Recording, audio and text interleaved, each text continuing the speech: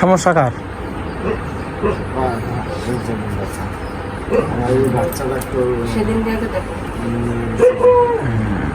ওনার x-ray report আছে?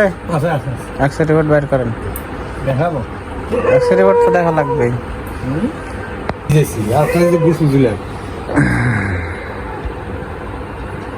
আগেবার ছিলেন না? আপনার তো সামনে শুতে আসছে না? তখন কি আরাম একটু ওরে আইতে বেলা কান্না করে আর নাড়িবার দেয় না। এটা তো না না আপনার পিচ্চির কি খবর তো এখন? আগের চেয়ে আরাম আছে না বেশি হয়েছে না কম হয়েছে? এখন তো ভালো আছে, তো ওই যে নাড়ি দেয় না আর আইতের মধ্যে কান্না করে। রাত্রে প্রত্যেক রাত্রে কান্না করে? কোনোদিন খুব করে কোনোদিন কম খুব করে। আপনার ব্যাস কম হয়, শোয়ার একটু ব্যাস কম হয়। যখন শুয়ে থাকবে হাতটা পেটের উপরে নিবে, আশা করছিলেন পেটের উপরে নেওয়ার পরে নিচে বালিশ দিবে, নিচে আপনার হাতার নিচে দেওয়া লাগবে বালিশ। আসতে ওটা পরে ওষুধপাতি খাচ্ছে, এমনি তেল টেল না গড্ডা ছিল, তারপরে টেল পড়া নিয়ে ওষুধপাতি খেয়েছি, তা নাই তখন। আজ কতদিন লোক? 2-3 বছর। 2-3 বছর? হ্যাঁ। এই যে উপরের কথা।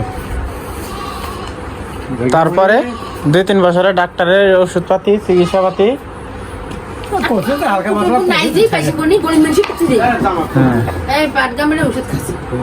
তারপর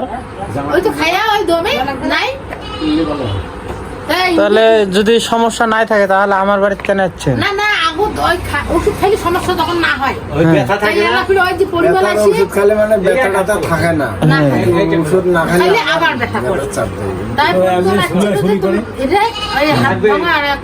বাচ্চা ধরি দেড় হয়, তা কথা বলতে আর এমনি ওকে দেড় হয়, একে বংশ কয় বলে এমনি খাওয়া হয়েছে। তা বলছি তুমি খানটা ব্যথা ব্যথা করিস, তা তুমিও যা। তা ওই বুড়ি মেয়ে কাজ করে, তা সেটা ফোন দিছি বলে। হ্যাঁ ফোন দিয়েছিলাম। তবে ওই দেড় দেখি তো কাজে আল্লাহ কোথায় কাক ভালো করে, ওটা তো ওখানে তারই। তাহলে 2-3 মাস ভোগার পর আমার এই জায়গায় আসছেন? না 2-3 বছর? হ্যাঁ, আগত তো আমরা জানি না। আমার এই জায়গায় যে এতদিন পরে আসছেন, খরচ তো বেশি হইবে। 2-3 বছর একটা জিনিস হিসাব করা লাগবে, কিন্তু এটা 1-2 মাস না, 2-3 বছর হয়ে গেছে। এই যে এখানে জানা ছিল না, এই যে নইবার আছে না, নইবার কিন্তু ওই পরিবারের বেড়ে গিয়েছে। তা মুই নইবারটা কখনো নইবার দেখি হবে, আর মা বলে ভালো হবে।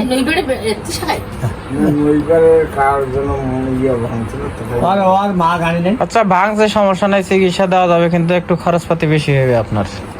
কত খরচ হবে? হাঁটুর মধ্যে ভর দিয়ে দাঁড়ান। হ্যাঁ ভর দেন। ডাইন হাতে কি রাখছেন? ডাইন হাতে কি রুমাল খানো রাখে? হ্যাঁ এখন দাঁড়ান, দাঁড়ান।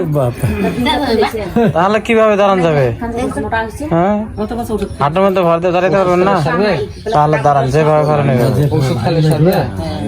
কোমর সোজা করেন, মাথা সোজা। এখন আবার বসেন, আবার বসেন।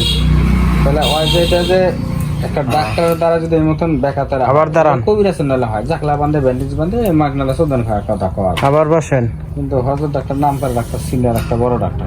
আবার দাঁড়ান। এই ডিমলাই হ্যাঁ, এটা ওষুধ খাইলে কোনোদিন হার সারে?